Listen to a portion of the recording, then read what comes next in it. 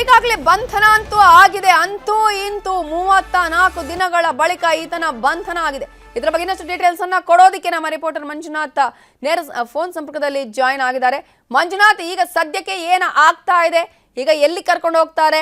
ಈಗ ಬೌರಿಂಗ್ ಹಾಸ್ಪಿಟಲ್ಗೆ ಕರ್ಕೊಂಡು ಹೋಗೋದಕ್ಕೆ ಎಷ್ಟು ಟೈಮ್ ಬೇಕು? ನೇರವಾಗಿ SIT ಕಚೇರಿ ಕರ್ಕೊಂಡು ಹೋಗ್ತಾರೆ? ನೂರಾರು ಪ್ರಶ್ನೆಗಳಿದೆ. ಖಂಡಿತವಾಗ್ಲೂ ನವಿತಾ, ಸದ್ಯಕ್ಕೆ ಪ್ರಜ್ವಲ್ ರೇವಣ್ಣ ಅವರನ್ನ SIT ಅಧಿಕಾರಿಗಳು ತಮ್ಮ ಕಸ್ಟಡಿಗೆ ಪಡ್ಕೊಂಡಿದ್ದಾರೆ. ತಮ್ಮ ಕಸ್ಟಡಿಗೆ ಪಡ್ಕೊಂಡು ಈಗ ನೇರವಾಗಿ ಏರ್ಪೋರ್ಟ್ ನಿಂದ ಬಿಟ್ಟಿದ್ದಾರೆ. ಏರ್ಪೋರ್ಟ್ ನಿಂದ ಬಿಟ್ಟಂತ ಅಧಿಕಾರಿಗಳು ನೇರವಾಗಿ SIT ಕಚೇರಿಗೆ ಕರ್ಕೊಂಡು ಬರೋದಕ್ಕೆ ಎಲ್ಲಾ ತಯಾರಿಗಳನ್ನು ಕೂಡ ಮಾಡ್ಕೊಂಡಿರುವಂತದ್ದು. ಜೊತೆಗೆ ಮಾರ್ಗ ಮಧ್ಯದಲ್ಲೂ ಕೂಡ ಯಾವುದೇ ರೀತಿಯಂತ ತೊಂದರೆ ಆಗದ ರೀತಿಯಲ್ಲಿ ಪೊಲೀಸರನ್ನು ಕೂಡ ಅಲ್ಲಲ್ಲಿ ನಿಯೋಜನೆಯನ್ನು ಕೂಡ ಮಾಡ್ಕೊಂಡಿದ್ದಾರೆ. ಸದ್ಯಕ್ಕೆ ಏರ್ಪೋರ್ಟ್ ಅನ್ನ ಬಿಟ್ಟಿದ್ದಾರೆ ಅನ್ನೋದ್ರ ಬಗ್ಗೆ ಈಗಾಗಲೇ ಮಾಹಿತಿ ಇದೆ. ಇನ್ನು ಕೆಲವೇ ಕ್ಷಣದಲ್ಲಿ ಅವರು ಏರ್ಪೋರ್ಟ್ ನಿಂದ ಹೊರಗಡೆ ಬರ್ತಾರೆ. ಹೊರಗಡೆ ಬಂದು ನೇರವಾಗಿ ಏರ್ಪೋರ್ಟ್ ರಸ್ತೆಯ ಮುಖಾಂತರವಾಗಿ CID ಕಚೇರಿಗೆ ಬರೋದಕ್ಕೂ ಕೂಡ ಈಗಾಗಲೇ ಸಿದ್ಧತೆಯನ್ನ ಮಾಡ್ಕೊಂಡಿದ್ದಾರೆ. ಯಾಕಂದ್ರೆ ಪ್ರಜ್ವಲ್ ರೇವಣ್ಣ ಎಕ್ಸಾಕ್ಟ್ ಆಗಿ 1 ಗಂಟೆಗೆ ಏರ್ಪೋರ್ಟ್ ಗೆ ತಲುಪ್ತಾರೆ. ಏರ್ಪೋರ್ಟ್ ಗೆ ತಲುಪಂತ ಬಳಿಕ ಅಲ್ಲಿ ಕೂಡ ಇಮಿಗ್ರೇಷನ್ ನಲ್ಲಿ ಒಂದಷ್ಟು ಅಧಿಕಾರಿಗಳು ಅವರನ್ನ ಪ್ರಶ್ನೆಗಳನ್ನು ಮಾಡ್ತಾರೆ. ಜೊತೆಗೆ ಅವರ ಪಾಸ್ಪೋರ್ಟ್ ಆಗಿರ್ಬೋದು ಮತ್ತು ವೀಸಾ ಆಗಿರ್ಬೋದು ಮತ್ತು ಟಿಕೆಟ್ ಎಲ್ಲವನ್ನು ಕೂಡ ಪರಿಶೀಲನೆ ಮಾಡ್ತಾರೆ. ಜೊತೆಗೆ ಐಡೆಂಟಿಟಿ ಕಾರ್ಡ್ ಅನ್ನು ಕೂಡ ಅಷ್ಟೇ ಪರಿಶೀಲನೆ ಮಾಡ್ತಾರೆ. ಪರಿಶೀಲನೆ ಆದಂತ ಬಳಿಕ ಒಂದಷ್ಟು ಕಾನೂನು ಪ್ರಕ್ರಿಯೆ ಅದೆಲ್ಲವನ್ನು ಕೂಡ ಅಷ್ಟೇ ಆದಷ್ಟು ಬೇಗ ಮುಗಿಸ್ಕೊಂಡಿದ್ದಾರೆ. ಯಾಕಂದ್ರೆ SIT ಅಧಿಕಾರಿಗಳು ಕೂಡ ಅಲ್ಲಿ ಕಾದಿದ್ರು. ಯಾಕಂದ್ರೆ SIT ಅಧಿಕಾರಿಗಳು ಅದನ್ನ ಬಂದಂತ ತಕ್ಷಣ ಅರೆಸ್ಟ್ ಮಾಡೋದಕ್ಕೂ ಎಲ್ಲಾ ಸಿದ್ಧತೆಗಳನ್ನು ಮತ್ತು ಅರೆಸ್ಟ್ ವಾರೆಂಟ್ ಸಮೇತವಾಗಿ ಕೂಡ ಅಲ್ಲಿದ್ರು. ಸದ್ಯಕ್ಕೆ SIT ಅಧಿಕಾರಿಗಳು ಇಮಿಗ್ರೇಷನ್ ಅಧಿಕಾರಿಗಳಿಂದ ಅದನ್ನ ಹಸ್ತಾಂತರ ಕೊಟ್ಟಿದ್ದೆ. ಇಮಿಡಿಯೇಟ್ ಆಗಿ ಅರೆಸ್ಟ್ ತೋರಿಸ್ಕೊಂಡು ಸದ್ಯಕ್ಕೆ ಅವರು ತಮ್ಮ ಕಸ್ಟಡಿಗೆ ಪಡ್ಕೊಂಡು ಈಗ ನೇರವಾಗಿ ಏರ್ಪೋರ್ಟ್ ನಿಂದ SIT ಕಚೇರಿಯ ಕಡೆಗೆ ಬರ್ತಿದ್ದಾರೆ ಅನ್ನೋದ್ರ ಬಗ್ಗೆ ಮಾಹಿತಿ ಇದೆ. ಏನು ಬಹುತೇಕ ಒಂದು 25ರಿಂದ ಅರ್ಧ ಗಂಟೆ ಒಳಗಾಗಿ SIT ಕಚೇರಿ ತಲುಪ್ತಾರೆ. SIT ಕಚೇರಿಗೆ ಹೋದಂತಹ ಬಳಿಕ ಆತನನ್ನ ವೈದ್ಯಕೀಯ ಪರೀಕ್ಷೆಗೆ ಈಗಲೇ ಕರ್ಕೊಂಡು ಹೋಗ್ಬೇಕಾ ಅಥವಾ ನಾಳೆ ಬೆಳಿಗ್ಗೆ ವೈದ್ಯಕೀಯ ಪರೀಕ್ಷೆ ಮಾಡ್ಬೇಕಾ ಅನ್ನೋದ್ರ ಬಗ್ಗೆ ಕೂಡ ಹಿರಿಯ ಅಧಿಕಾರಿ ನಿರ್ಧಾರವನ್ನು ಮಾಡಿದ್ದಾರೆ. ಅದೇ ಈಗಾಗಲೇ ಎಲ್ಲ ಇಮಿಗ್ರೇಷನ್ ಗೆ ಸಂಬಂಧಪಟ್ಟಂತಹ ಎಲ್ಲಾ ಪ್ರೊಸೀಜರ್ಗಳು ಮುಗಿದ ಇಮಿಡಿಯೇಟ್ ಆಗಿ ಈಗಾಗಲೇ ಆತನನ್ನ ಆಗದೆ ಕರ್ಕೊಂಡು ಹೋಗ್ಲಾಗ್ತಿರೋದು. ಎಸ್, ಖಂಡಿತವಾಗ್ಲೂ. ಯಾಕಂದ್ರೆ ಇಮಿಗ್ರೇಷನ್ ಗೆ ಬಂದಂತ ತಕ್ಷಣ ಸುಮಾರು 15 ನಿಮಿಷದಲ್ಲಿ ಕಂಪ್ಲೀಟ್ ಆದಂತ ಪ್ರೊಸೆಸ್ ಅನ್ನ ಮುಗಿಸಿದ್ದಾರೆ. ಯಾಕಂದ್ರೆ ನಾರ್ಮಲ್ ಆಗಿ 30ರಿಂದ 35 ನಿಮಿಷಗಳ ಕಾಲಾವಕಾಶ ತಗೊಳ್ತಿತ್ತು. ಆದ್ರೆ ಇಲ್ಲಿ SIT ಅಧಿಕಾರಿಗಳು ವಾರೆಂಟ್ ಸಮೇತವಾಗಿ ಅಲ್ಲಿ ಕಾದಿದ್ರು. ಜೊತೆಗೆ ಈ ಒಂದು ಪ್ರಕರಣದಲ್ಲಿ ಆರೋಪಿಯ ಒಂದು ಬೇಕಾಗಿತ್ತು, ಎಷ್ಟು ಮಟ್ಟಿಗೆ ಬೇಕಾಗಿತ್ತು ಅನ್ನೋಂಥದ್ರ ಒಂದ್ರ ಬಗ್ಗೆ ಕೂಡ ಗೊತ್ತಾಗಿತ್ತು. ಆ ನಿಟ್ಟಿನಲ್ಲಿ SIT ಅಧಿಕಾರಿಗಳು ಒಂದು ಮನವಿಯನ್ನು ಕೂಡ ಮಾಡ್ಕೊಂಡಿದ್ರು. ಆದಷ್ಟು ಬೇಗ ಇಮಿಗ್ರೇಷನ್ ಅನ್ನ ಕ್ಲಿಯರ್ ಮಾಡ್ಕೊಡಿ, ನಾವು ಆರೋಪಿಯನ್ನ ಕರ್ಕೊಂಡು ಹೋಗ್ತೀವಿ ಅಂತ. ಯಾಕಂದ್ರೆ ಸಂಜೆಯಿಂದಲೂ ಕೂಡ SIT ಅಧಿಕಾರಿಗಳು ಆತನಿಗೋಸ್ಕರ ಕಾದುಕೊಳ್ತಿದ್ರು. ಈ ನಿಟ್ಟಿನಲ್ಲಿ ಇಮಿಗ್ರೇಷನ್ ಅಧಿಕಾರಿಗಳು ಕೂಡ ಅಷ್ಟೇ ಆದಷ್ಟು ಬೇಗ ತಮ್ಮ ಪ್ರಕ್ರಿಯೆ ಏನಿತ್ತು ಅದೆಲ್ಲ ಕೂಡ ಕಂಪ್ಲೀಟ್ ಮಾಡಿದ್ರು. ಕೇವಲ 15 ನಿಮಿಷದಲ್ಲಿ, ಯಾಕಂದ್ರೆ 1 ಗಂಟೆ 5 ನಿಮಿಷ ಅಷ್ಟೊತ್ತಿಗೆ ಫ್ಲೈಟ್ ಲ್ಯಾಂಡ್ ಆಗುತ್ತೆ. 1 ಗಂಟೆ 10 ನಿಮಿಷ ಇಮಿಗ್ರೇಷನ್ ಅಧಿಕಾರಿಗಳು ತಮ್ಮ ವಶಕ್ಕೆ ಪಡಿತಾರೆ. 1:25 ಸುಮಾರಿಗೆ SIT ಅಧಿಕಾರಿಗಳು ಹಸ್ತಾಂತರ ಮಾಡಿದ್ರೆ ಸದ್ಯಕ್ಕೆ ಈಗಾಗಲೇ SIT ಅಧಿಕಾರಿ ತಮ್ಮ ವಶಕ್ಕೆ ಪಡೆದಿದ್ದು ಅರೆಸ್ಟ್ ಅನ್ನು ಕೂಡ ಈಗಾಗಲೇ ಏರ್ಪೋರ್ಟ್ ನಲ್ಲಿ ತೋರಿಸ್ಕೊಂಡಿದ್ದಾರೆ. ಏರ್ಪೋರ್ಟ್ ನಲ್ಲಿ ಅರೆಸ್ಟ್ ತೋರಿಸ್ಕೊಂಡು ಸದ್ಯಕ್ಕೆ ಈಗಾಗಲೇ ಏರ್ಪೋರ್ಟ್ ಬಿಟ್ಟಿದ್ದಾರೆ ಅನ್ನೋದ್ರ ಬಗ್ಗೆ ಮಾಹಿತಿ ಇದೆ. ಈಗ ಏರ್ಪೋರ್ಟ್ ಬಿಟ್ಟಿದ್ದು ಕೂಡ ಸುಮಾರು ಅರ್ಧ ಗಂಟೆ ಕಾಲಾವಕಾಶ ಬೇಕು. ಯಾಕಂದ್ರೆ ಏರ್ಪೋರ್ಟ್ ನಿಂದ ಇಷ್ಟೊತ್ತಿನಲ್ಲಿ SIT ಕಚೇರಿಗೆ ಹೋಗ್ಬೇಕಂದ್ರೆ ಮಿನಿಮಮ್ ಒಂದು 30 ಮಿನಿಟ್ಸ್ ಬೇಕಾಗುತ್ತೆ. ಯಾಕಂದ್ರೆ ಟ್ರಾಫಿಕ್ ಕೂಡ ಅಷ್ಟು ಕಡಿಮೆ ಇರುತ್ತೆ.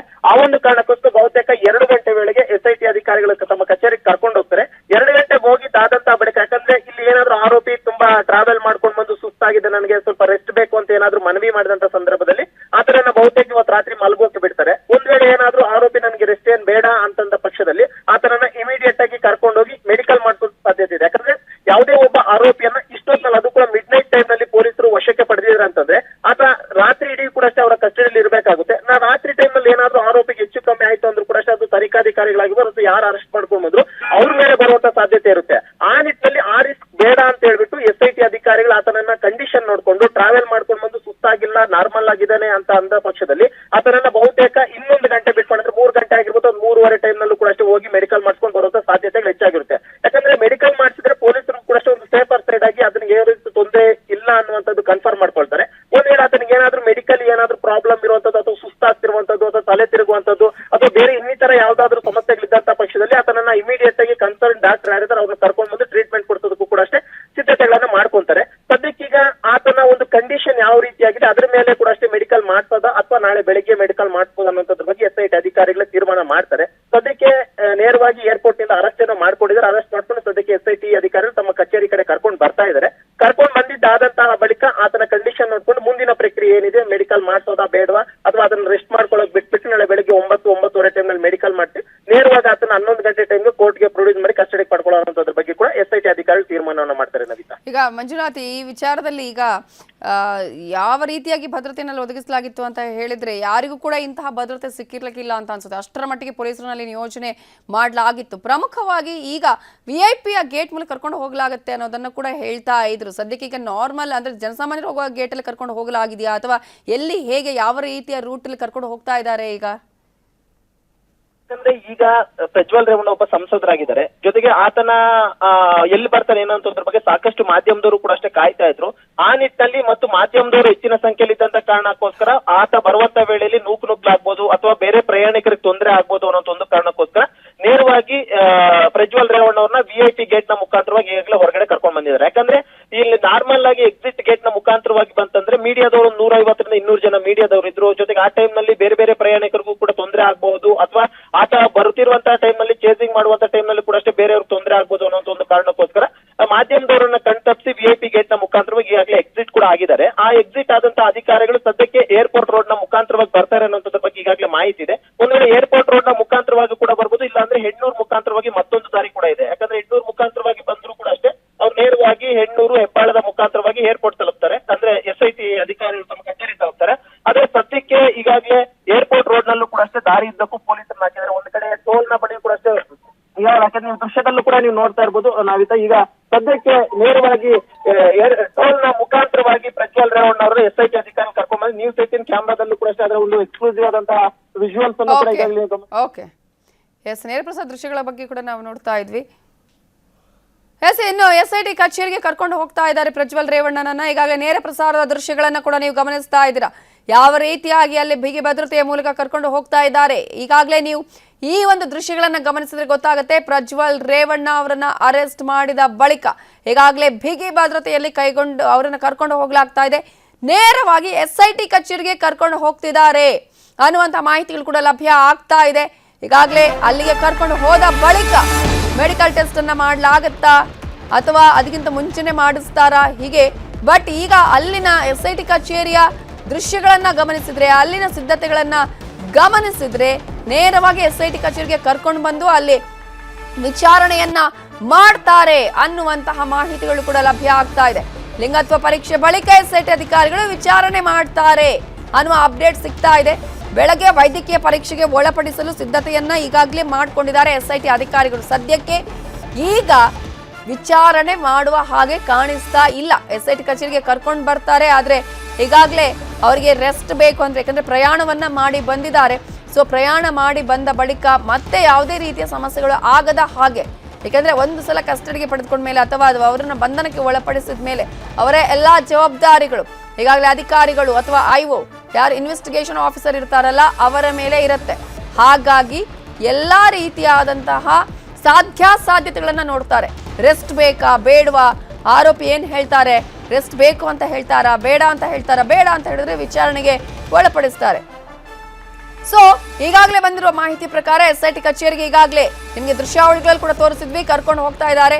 ಇನ್ನು ಹಾಗಾದ್ರೆ ಆ ನಂತರದ ಪ್ರೊಸೀಜರ್ ಏನು? ಬೆಳಗ್ಗೆ ವೈದ್ಯಕೀಯ ಪರೀಕ್ಷೆಗೆ ಒಳಪಡಿಸೋದಕ್ಕೆ ಸಿದ್ಧತೆಯನ್ನ ಈಗಾಗಲೇ SIT ಅಧಿಕಾರಿಗಳು ಮಾಡಿದ್ದಾರೆ.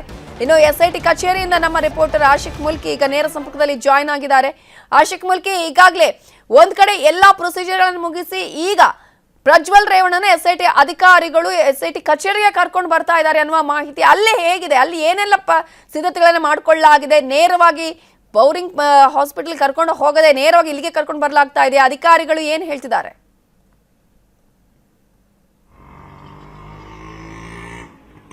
ನವಿತಾ, ನಾವು ಇಲ್ಲಿನ ಪರಿಸ್ಥಿತಿಯನ್ನು ನೋಡ್ತಾ ಇದ್ರೆ ನೇರವಾಗಿ ಕೆಂಪೇಗೌಡ ಅಂತಾರಾಷ್ಟ್ರೀಯ ಏರ್ಪೋರ್ಟ್ನಿಂದ ಅವರನ್ನ ಅಂದ್ರೆ ಈ ಒಂದು ಆರೋಪಿಯನ್ನ CID ಕಚೇರಿಗೆ ಕರ್ಕೊಂಡ್ಬರುವಂತ ಸಾಧ್ಯತೆಗಳೇ ಹೆಚ್ಚು. ಇಲ್ಲಿ ಪೊಲೀಸರು ಕೂಡ ಏನು ಕಟ್ಟೆಚ್ಚರವನ್ನ ವಹಿಸಿರುವಂತದನ್ನ ನಾವಿಲ್ಲಿ ನೋಡೋದಕ್ಕೆ ಸಾಧ್ಯ ಆಗ್ತಾ ಇದೆ. ಅಂದ್ರೆ ಈ ಒಂದು ಬಹಳ ಸುದೀರ್ಘವಾಗಿರುವಂತಹ ಫ್ಲೈಟ್ ಪ್ರಯಾಣವನ್ನ ಮುಗಿಸ್ಕೊಂಡು ಬಂದಿದ್ದಾರೆ. ಅವರನ್ನ ಈ ತಕ್ಷಣವೇ ವೈದ್ಯಕೀಯ ತಪಾಸಣೆಗೆ ಒಳಪಡಿಸುವಂತ ಸಾಧ್ಯತೆಗಳು ತೀರಾ ಕಡಿಮೆ ಅನ್ನುವಂತ ಮಾಹಿತಿಯನ್ನ ಪೊಲೀಸ್ ಮೂಲಗಳು ನಮಗೆ ಕೊಡ್ತಾ ಇರುವಂತದ್ದು. ಯಾಕೆ ಅಂತಂದ್ರೆ ಮೊದಲನೇದಾಗಿ ಅವರ ಆಹಾರ ಅಂದ್ರೆ ಎಷ್ಟೊತ್ತಿಗೆ ಅವರು ಊಟ ಮಾಡಿರ್ತಾರೆ, ಅದು ತುಂಬಾ ಹೊತ್ತಾಗಿದ್ರೆ ವೈದ್ಯಕೀಯ ಪರೀಕ್ಷೆ ಮಾಡಿ ಯಾವುದೇ ಪ್ರಯೋಜನ ಇರೋದಿಲ್ಲ. ಮತ್ತೆ ಈ ಒಂದು SIT ಅಧಿಕಾರಿಗಳು ಆ ಸ್ಥಳದಲ್ಲೇ ಅವ್ರನ್ನ ಅಂದ್ರೆ ಏರ್ಪೋರ್ಟ್ ನಲ್ಲೇ ಬಂಧನ ಮಾಡಿರುವಂತ ಕಾರಣಕ್ಕಾಗಿ ಒಂದಿಷ್ಟು ಸಹಜವಾಗಿ ಸೈಕಾಲಜಿಕಲಿ ಆಂಗ್ಸೈಟಿ ಸ್ಟ್ರೈಕ್ ಆಗಿರುವಂತ ಸಾಧ್ಯತೆ ಇರುತ್ತೆ. ಹೀಗಾಗಿ BP ಅಥವಾ ಇನ್ನಿತರ ಏನು ಬ್ಲಡ್ ಪ್ರೆಷರ್ ಕೂಡ ಅದು ಸ್ಟ್ರೈಕ್ ಬೇರೆ ರೀತಿಯಾಗಿರುವಂತ ಲೆವೆಲ್ಗಳನ್ನ ತೋರಿಸುವಂತ ಮಾಹಿತಿಯನ್ನು ಕೊಡುವಂತ ಸಾಧ್ಯತೆ ಇರುತ್ತೆ. ಹೀಗಾಗಿ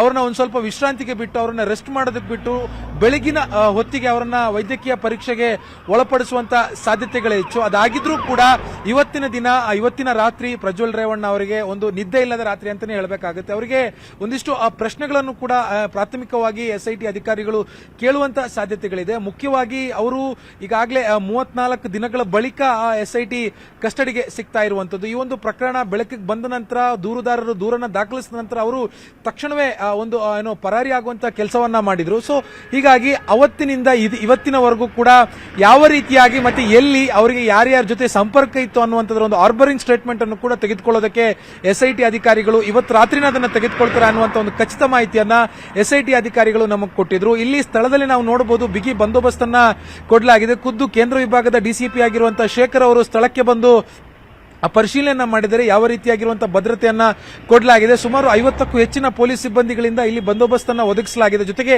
ಬ್ಯಾರಿಕೇಡ್ಗಳನ್ನು ಕೂಡ ಹಾಕಿದ್ದಾರೆ. ಅಂದ್ರೆ ನಾಳೆ ಜಡ್ಜ್ ಮುಂದೆ ಅಂದ್ರೆ ಓಪನ್ ಕೋರ್ಟ್ ಅಥವಾ ಜಡ್ಜ್ ಮುಂದೆ ಪ್ರೊಡ್ಯೂಸ್ ಮಾಡಿದ್ರು ಕೂಡ ಕಸ್ಟಡಿಗೆ ಕೊಡ್ತಾರೆ. ಹೀಗಾಗಿ ಮುಂದಿನ ವಿಚಾರಣೆಗಳು ಮತ್ತೆ ಒಂದಿಷ್ಟು ಪ್ರೊಸೀಜರ್ಗಳಿಗೆ ಯಾವುದೇ ರೀತಿಯಾಗಿರುವಂತಹ ಅಡೆತಡೆಗಳು ಆಗಬಾರದು ಅನ್ನೋ ನಿಟ್ಟಿನಲ್ಲಿ ಈಗಲೇ ಎಲ್ಲಾ ರೀತಿಯಾಗಿರುವಂತಹ ವ್ಯವಸ್ಥೆಗಳನ್ನ ಇಲ್ಲಿ ಮಾಡಿರೋದನ್ನ ನಾವು ನೋಡೋದಕ್ಕೆ ಸಾಧ್ಯ ಆಗ್ತಾ ಇದೆ. ಮತ್ತೆ ಇವತ್ತು ರಾತ್ರಿ ಇಲ್ಲಿ CID ಕಚೇರಿಯಲ್ಲೇ ಈ ಒಂದು ಆರೋಪಿಯನ್ನ ಇಟ್ಕೊಳ್ಳುವಂತ ಸಾಧ್ಯತೆನೇ ಹೆಚ್ಚು. ಯಾಕೆ ಅಂತಂದ್ರೆ ಆರೋಪಿಯನ್ನ ಇಟ್ಕೊಳ್ಳುವಂತ ಸಾಧ್ಯತೆ ಹಿನ್ನೆಲೆಯಲ್ಲಿ ಆಂಬ್ಯುಲೆನ್ಸ್ ವ್ಯವಸ್ಥೆಯನ್ನು ಕೂಡ ಮಾಡಿರುವಂತದ್ದು. ಬೋರಿಂಗ್ ಆಸ್ಪತ್ರೆಯಿಂದ ನೇರವಾಗಿ CID ಕಚೇರಿಗೆ ಒಂದು ಆಂಬ್ಯುಲೆನ್ಸ್ ಅನ್ನು ಕೂಡ SIT ಅಧಿಕಾರಿಗಳು ಈಗಾಗಲೇ ಕರೆಸಿಕೊಂಡಿದ್ದಾರೆ. ಒಂದು ವೇಳೆ ಇಲ್ಲೇ CID ಕಚೇರಿಯಲ್ಲೇ ಅವರಿಗೆ ಪ್ರಾಥಮಿಕವಾಗಿ ಮಾಡಬೇಕಾಗಿರುವಂತಹ ಒಂದಿಷ್ಟು ವೈದ್ಯಕೀಯ ತಪಾಸಣೆಯನ್ನ ಇಲ್ಲೇ ಮಾಡಬಹುದು ಅಥವಾ ಲೇಟ್ ಅಂದ್ರೆ ಬೆಳಿಗ್ಗೆ ಮುಂಜಾನೆ ಹೊತ್ತಿಗೆ ಅವರನ್ನ ಬೋರಿಂಗ್ ಆಸ್ಪತ್ರೆಗೆ ಕರ್ಕೊಂಡೋಗಿ ಆ ತಪಾಸಣೆಯನ್ನು ಕೂಡ ಮಾಡಬಹುದು. ಮತ್ತೆ ನಾವು ದೃಶ್ಯಗಳಲ್ಲಿ ನೋಡ್ತಾ ಹೋಗಬಹುದು. ಮತ್ತೆ ಹೆಚ್ಚುವರಿಯಾಗಿ ಪೊಲೀಸರನ್ನ ಈ SIT ಕಚೇರಿಗೆ ಈಗ ಹಿರಿಯ ಪೊಲೀಸ್ ವರಿಷ್ಠರು ಕರೆಸಿಕೊಂಡಿರುವಂತದ್ದು. ಇನ್ನೂ ಬಿಗಿಯಾಗಿರುವಂತಹ ಬಂದೋಬಸ್ತ್. ಯಾಕಂದ್ರೆ ನಾಳೆ ಮತ್ತೆ ಕಾಂಗ್ರೆಸ್ ಅಥವಾ ರಾಜಕೀಯ ತಿರುವು ಪಡಿಬಹುದು, ಮತ್ತಷ್ಟು ಪ್ರತಿಭಟನೆಗಳು ಅಥವಾ ಬೇರೆ ರೀತಿಯಾಗಿರುವಂತಹ ಪರಿಸ್ಥಿತಿಗಳು ಇಲ್ಲಿ ಉಂಟಾದ್ರೆ ಅದನ್ನ ಹತೋಟಿಗೆ ತೆಗೆದುಕೊಳ್ಳೋದಕ್ಕೆ ಹೆಚ್ಚುವರಿ KSRP ತುಕಡಿ ಪೊಲೀಸರನ್ನು ಕೂಡ ಸ್ಥಳಕ್ಕೆ ಈಗಾಗಲೇ ಕರೆಸಿಕೊಂಡಿರುವಂತದ್ದು ದೃಶ್ಯಗಳಲ್ಲೂ ಕೂಡ ನಾವು ನೋಡ್ತಾ ಹೋಗಬಹುದು. ಈಗಷ್ಟೇ ಪೊಲೀಸರು ಬಂದಿದ್ದಾರೆ. ಇದಕ್ಕೂ ಮೊದಲು ಒಂದು 50 ಪೊಲೀಸರು ಇಲ್ಲಿ ಈಗಾಗಲೇ ಬಂದೋಬಸ್ತ್ ತೆಗೆದ್ರು. ಅದರ ಜೊತೆಗಾಗಿ ಹೆಚ್ಚುವರಿ ಒಂದು 30 ಪೊಲೀಸರನ್ನ KSRP ತುಕಡಿ ಮೂಲಕವಾಗಿ ಇಲ್ಲಿಗೆ ಸ್ಥಳಕ್ಕೆ ಕರೆಸಿಕೊಂಡಿರುವಂತದ್ದು. ಅಂದ್ರೆ ಈ ಒಂದು ಪ್ರಕರಣ ಏನಿದೆ ಇದು ಬಹಳ ಹೈ ವೋಲ್ಟೇಜ್ ಆಗಿರುವಂತಹ ಪ್ರಕರಣ. ಇದರಲ್ಲಿ ಯಾವುದೇ ರೀತಿಯಾಗಿರುವಂತಹ ಒಂದು ಸಮಸ್ಯೆಗಳಾಗಲಿ ಯಾವುದೇ ರೀತಿಯಾಗಿ ಪೊಲೀಸ್ ಇಲಾಖೆ ಎಡವಬಾರದು ಅನ್ನುವಂತ ನಿಟ್ಟಿನಲ್ಲಿ ಏನೆಲ್ಲ ಕ್ರಮಗಳನ್ನು ತೆಗೆದುಕೊಳ್ಬೇಕು ಅದನ್ನ ಪೊಲೀಸ್ ಇಲಾಖೆ ಈಗಿಂದೀಗಲೇ ತೆಗೆದುಕೊಳ್ತಾ ಇರುವಂತದ್ದು. ಒಂದು ಕಡೆಯಿಂದ ಇದು ರಾಜಕೀಯವಾಗಿ, ಮತ್ತೊಂದು ಕಡೆಯಿಂದ ಇದು ಕಾನೂನಾತ್ಮಕವಾಗಿ ಯಾವೆಲ್ಲ ರೀತಿಯಾಗಿರುವಂತಹ ತಿರುವುಗಳನ್ನು ಪಡೆದುಕೊಳ್ಳುತ್ತೆ. ಅದಕ್ಕೆ ಪೊಲೀಸ್ ಇಲಾಖೆ ಎಷ್ಟರ ಮಟ್ಟಿಗೆ ಯಾವ ರೀತಿಯಾಗಿ ಸಿದ್ಧತೆಯನ್ನ ಮಾಡ್ಕೋಬೇಕು ಅವೆಲ್ಲವನ್ನು ಕೂಡ ಇಲ್ಲಿ ಮಾಡೋದನ್ನ ನಾವು ಮಾಡ್ತಿರೋದನ್ನ ನೋಡೋದಕ್ಕೆ ಸಾಧ್ಯ ಆಗ್ತಾ ಇದೆ. ಮತ್ತೆ ಇನ್ನು ಈಗಾಗಲೇ ಲ್ಯಾಂಡ್ ಆಗಿದ್ದಾರೆ. ಅವರನ್ನ ರಸ್ತೆ ಮೂಲಕವಾಗಿ ನೇರವಾಗಿ CID ಕಚೇರಿಗೆ ಕೂಡ ಕರ್ಕೊಂಡ್ ಬರ್ತಾರೆ. ಬಹುತೇಕ ಬೋರಿಂಗ್ ಆಸ್ಪತ್ರೆಗೆ ಇವತ್ತು ಕರ್ಕೊಂಡು ಹೋಗುವಂತಹ ಸಾಧ್ಯತೆಗಳು ತೀರಾ ಕಡಿಮೆ. ಯಾಕೆಂದ್ರೆ ಬೆಳಿಗ್ಗೆ ಅಂದ್ರೆ ಜಡ್ಜ್ ಮುಂದೆ ಕೋರ್ಟ್ ಕೇಳುವಂತದ್ದು, ಆ ಕೋರ್ಟ್ಗೆ ಪ್ರೊಡ್ಯೂಸ್ ಮಾಡೋದಕ್ಕೂ 1 ಅಥವಾ 2 ತಾಸಿನ ಮುಂಚಿತವಾಗಿರುವಂತಹ ಆರೋಪಿ ಅಥವಾ ಅಕ್ಯೂಸ್ ನ ಒಂದು ವೈದ್ಯಕೀಯ ತಪಾಸಣೆಯ ವರದಿಯನ್ನ ಹೀಗಾಗಿ ಈಗಲೇ ವೈದ್ಯಕೀಯ ತಪಾಸಣೆ ಮಾಡ್ತಾರೆ ಅನ್ನುವಂಥದ್ದು ಅಷ್ಟೊಂದು ಮಾಡುವಂತ ಸಾಧ್ಯತೆಗಳು ಇಲ್ಲ. ಅಂದ್ರೆ ಈಗಲೇ ಅವರ ಆರೋಗ್ಯದ ಒಂದಿಷ್ಟು ಏರುಪೇರುಗಳು ಅಥವಾ ಆರೋಗ್ಯದ ಸ್ಥಿತಿಗತಿ ಹೇಗಿದೆ ಅಂತ ನೋಡ್ಕೊಳ್ಳೋದಕ್ಕೆ ಒಂದು ಆಂಬ್ಯುಲೆನ್ಸ್ ಇದೆ. ಆಂಬ್ಯುಲೆನ್ಸ್ ಅಲ್ಲಿ 2 ನರ್ಸ್ಗಳಿದ್ರು ಅನ್ನುವಂಥದ್ದನ್ನ ನಾವು ಆಗ್ಲೇ ನೋಡಿದ್ವಿ. ಸೊ ಹೀಗಾಗಿ ಅವರೇ ಇಲ್ಲೇ ತಪಾಸಣೆ ಮಾಡ್ತಾರಾ ಅಥವಾ ಮತ್ತೆ ಇಲ್ಲಿ ಕರ್ಕೊಂಡ್ಬಂದು ವಿಶ್ರಾಂತಿಗೆ ಬಿಟ್ಟು ಒಂದ್ ಸ್ವಲ್ಪ ರೆಸ್ಟ್ ಆದ್ಮೇಲೆ ಅವರನ್ನ ನೇರವಾಗಿ ಬೋರಿಂಗ್ ಹಾಸ್ಪಿಟಲ್ಗೆ ಕರ್ಕೊಂಡು ಹೋಗ್ತಾರಾ ಅನ್ನುವಂಥದ್ದನ್ನ ನಾವು ಕಾದ್ ನೋಡ್ಬೇಕಾಗುತ್ತೆ. ಒಟ್ಟಾರೆ ಈ ಒಂದು ಪ್ರಕರಣ ಏನಿದೆ ಇದು ಈಗ ಒಂದು ಟ್ರ್ಯಾಕ್ಗೆ ಮರಳಿರುವಂತದ್ದು. ಯಾಕೆ ಅಂತಂದ್ರೆ ದೂರುದಾರರು ದೂರನ್ನ ಕೊಟ್ಟು ಈ ಒಂದು ಹಾಸನ ಸಂಸದರ ಮೇಲೆ ಒಂದು ಆರೋಪವನ್ನ ಏನ್ ಮಾಡಿದ್ರು, ಆರೋಪವನ್ನ ಕ್ರಾಸ್ ಚೆಕ್ ಮಾಡೋದಕ್ಕೆ ಆರೋಪಿಯನ್ನ ಒಂದು ವಿಚಾರಣೆ ಮಾಡೋದಕ್ಕೆ ಯಾವುದೇ ರೀತಿಯಾಗಿರುವಂತಹ ಅವಕಾಶ SIT ಅಧಿಕಾರಿಗಳ ಮುಂದೆ ಇರಲಿಲ್ಲ. ಅವರು ದೇಶ ಬಿಟ್ಟು ಪರಾರಿಯಾಗಿ ಹೋಗಿದ್ರು. ಈಗ ಸುಮಾರು 30 ದಿನಗಳ ಆದ್ಮೇಲೆ ಅವರು ಮತ್ತೆ ಮರಳಿ ಬಂದಿದ್ದಾನೆ. ಸೊ ಈಗ ಅವರನ್ನ ಒಂದು ಆರೋಪಿಯನ್ನ ವಿಚಾರಣೆಗೆ ಒಳಪಡಿಸುವಂತಹ ಸಂದರ್ಭದಲ್ಲಿ ಯಾವ ರೀತಿಯಾಗಿರುವಂತಹ ಹೇಳಿಕೆಗಳನ್ನ ಅವರು ಕೊಡ್ತಾರೆ ಅನ್ನುವಂಥದ್ರ ಮೇಲೆ ಮುಂದಿನ ಈ ಒಂದು ಇನ್ವೆಸ್ಟಿಗೇಷನ್ ಸಾಗುತ್ತೆ ಅಂತ ಹೇಳಬಹುದು. ನವಿತಾ, ಕನ್ನಡಿಗರ ನೆಚ್ಚಿನ News 18 ಕನ್ನಡ ಈಗ ವಾಟ್ಸ್ಆಪ್ ನಲ್ಲೂ ಲಭ್ಯ. ಕರ್ನಾಟಕ, ದೇಶ ವಿದೇಶಗಳ 360 ಡಿಗ್ರಿ ಸುದ್ದಿಯ ವಿವರಗಳನ್ನ ನಿಮ್ಮ ಕೈ ಬೆರಳುಗಳಲ್ಲೇ ಪಡಿಲಿಕ್ಕೆ ಈ QR ಕೋಡ್ ಅನ್ನ ಸ್ಕ್ಯಾನ್ ಮಾಡಿ ನಮ್ಮ ಚಾನಲ್ ಫಾಲೋ ಮಾಡಿ, ನೋಟಿಫಿಕೇಶನ್ ಆನ್ ಮಾಡಿ.